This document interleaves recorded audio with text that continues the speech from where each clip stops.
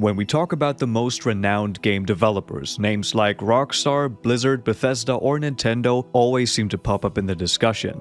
These are developers who have produced incredible games for decades, some of them even ending up as genre-defining masterpieces that will most likely never truly be forgotten. However, some of the devs that I've just named have also had some pretty rough times in the recent years.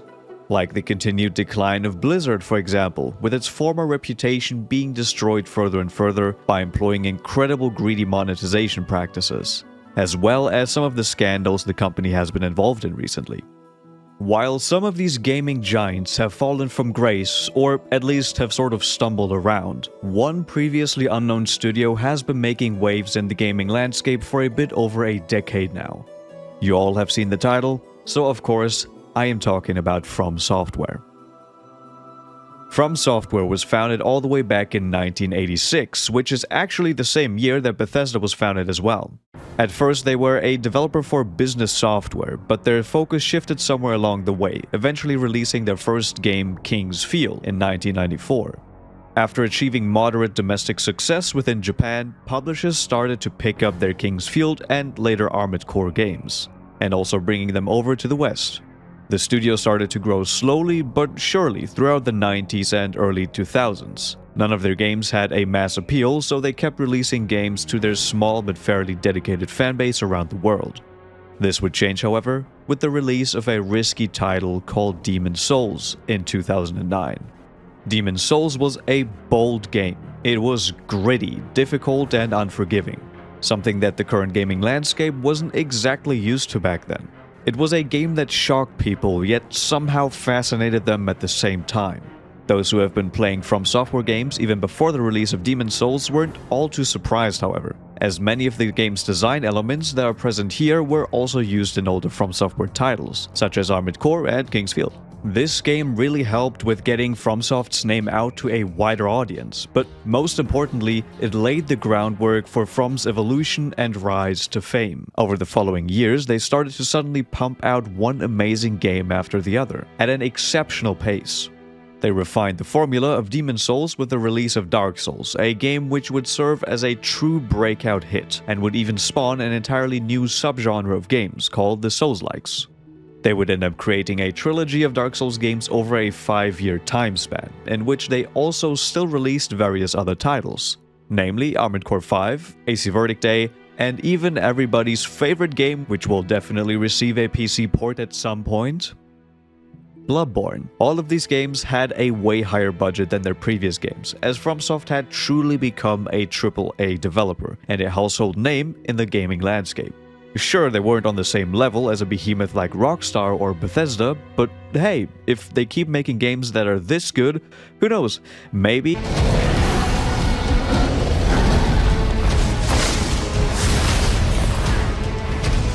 how else is a champion or a lord to be born?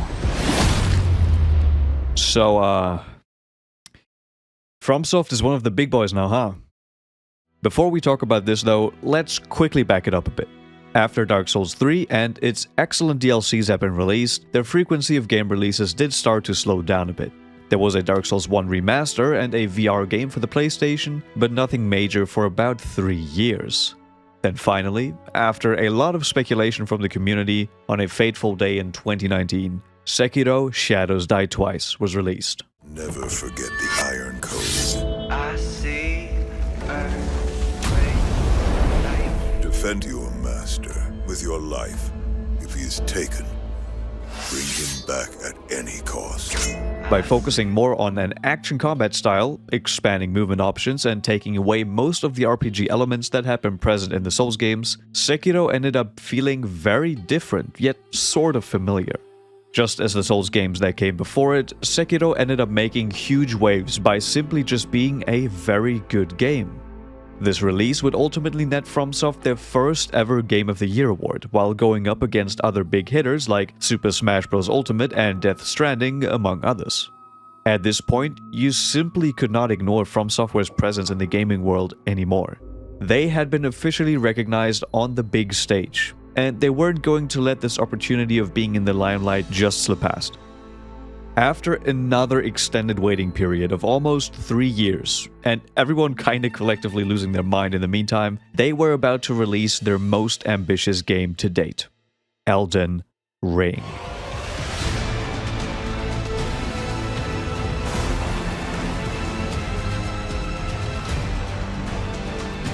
Now, if you have clicked on this video, I am sure that you were expecting for me to arrive at this point. Elden Ring was an absolutely monumental success on every possible metric. Having sold over 20 million copies and raking in 9s and 10s from the critics, many would claim this game to be a true modern masterpiece. Elden Ring would go on to win another Game of the Year award for FromSoftware, as none of the other games released that year had quite the same cultural impact. As much as I would like to actually talk about Elden Ring in more detail, this is not what this video is truly about. Neither is this video about the history of FromSoftware, even though this is everything I've been doing in this video so far. What I actually want to talk about is the reputation that FromSoft has gained after making incredible games for more than a decade. Because in a landscape of constant, unfinished, or predatory releases from those aforementioned gaming giants, From has always stuck out to me as a developer that really puts the gaming experience before anything else. They don't raise false expectations, they exceed them. They don't jeopardize the integrity of their creative vision just to make a quick buck. It simply feels like they truly care about what they make, which is sadly a rarity nowadays.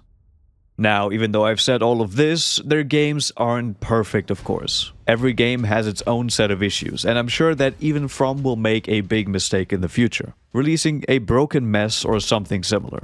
Yes, I've chosen my words carefully here, because we will now have a look at another studio which seemed to have a lot of the same qualities that I've just mentioned, but ended up failing in a very big way.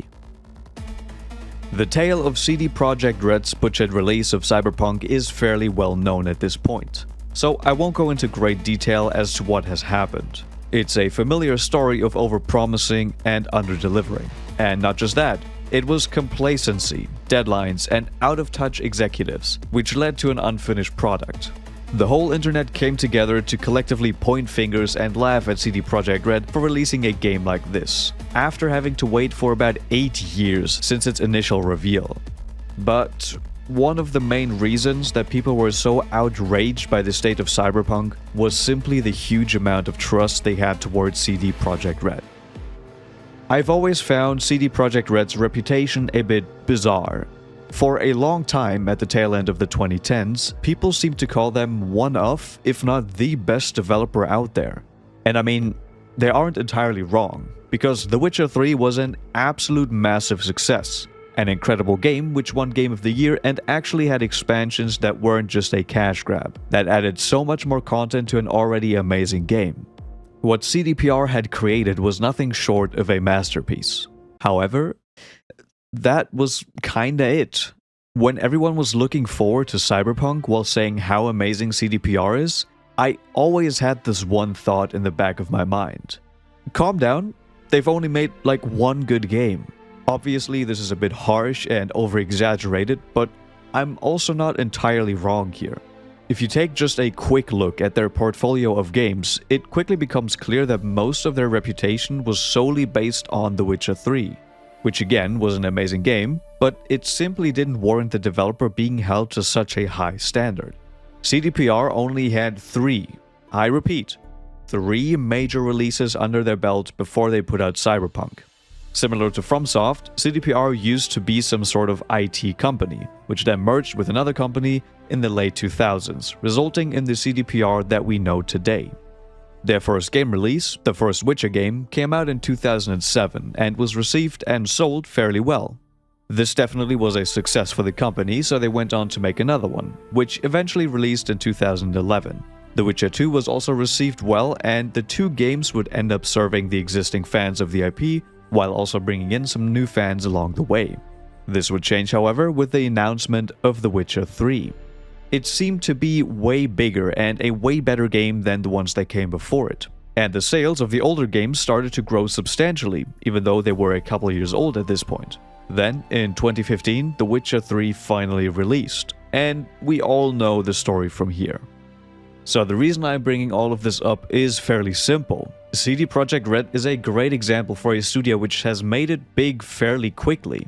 People's trust and expectations were through the roof for a developer that had only released a handful of games, while the other big players in the industry have been working diligently for decades to build up their reputation to a point where people would place that trust in them. I am sure that CDPR has the ability to make a big comeback, and they kinda already have by fixing most issues Cyberpunk had and releasing a great expansion, but we'll have to wait for the next game to see whether or not they can truly gain back their reputation. Now, what does all of this have to do with FromSoftware again? Oh yeah, consistency. This is why I was talking about From's history earlier. This is why I focused on them winning multiple Game of the Year awards, coincidentally with their last 2 games in a row. This is why the title of the video is The Dominance of FromSoftware. There, I finally said what's in the title. The decades of quietly making games and honing their skills have finally paid off. When it was time for FromSoft to enter into the limelight with a brand new and exciting game formula, they were quickly able to deliver multiple gaming experiences, which all were building on top of each other, iterating on the Souls game formula and providing meaningful improvements with subsequent releases. And even after having put out their magnum opus, Elden Ring, there are still things that FromSoft had to do, like going back and finally reviving an old fan favorite franchise that I had mentioned earlier. Armored Core 6 was released just about 2 months ago, and the fact that this game even exists in the first place validates many of the things that I've said in this video. They could have just gone with the safe route of making another Souls-like or maybe even something like Dark Souls 4 to easily keep riding the wave and hitting sales goals to further increase the growth of their company, and lining their pockets with some sweet yen bills. However, they chose to revive a rather obscure franchise they had worked on for decades prior to their big success with the Souls games, to finally give back to their old fanbase, which had been supporting them all throughout their early years.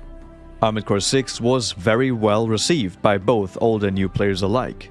Without AC6, both you and I probably wouldn't even be here, because my channel has been built on me discovering the AC games for the first time. I've said it before, and I will say it again. Even if you aren't really into the games that FromSoftware makes, you cannot deny them playing a major role in shaping the gaming landscape all throughout the last decade. Look no further than the abundance of Souls-like games that have been released, or the fact that other big studios started to implement similar elements into their games. They might not sell the most units, they might not have the highest Metacritic score, but they have proven themselves time and time again. I am sure, nay, I know that FromSoft will mess up at some point, releasing a bad game, becoming greedy, or just generally being a bad company. But until then, I will place my trust in them to deliver what's most important to me: a great gaming experience. Thank you so much for watching. Hey, if you've made it this far in the video, type "I just watched a grown man glaze a video game company for approximately 15 minutes in the comments. A huge thanks goes out to all of my channel members as seen on screen. The fact that you guys chose to support me out of all people truly means a lot to me, and I hope that you and everyone else watching this video had fun. I will now go and get ready to make my next video.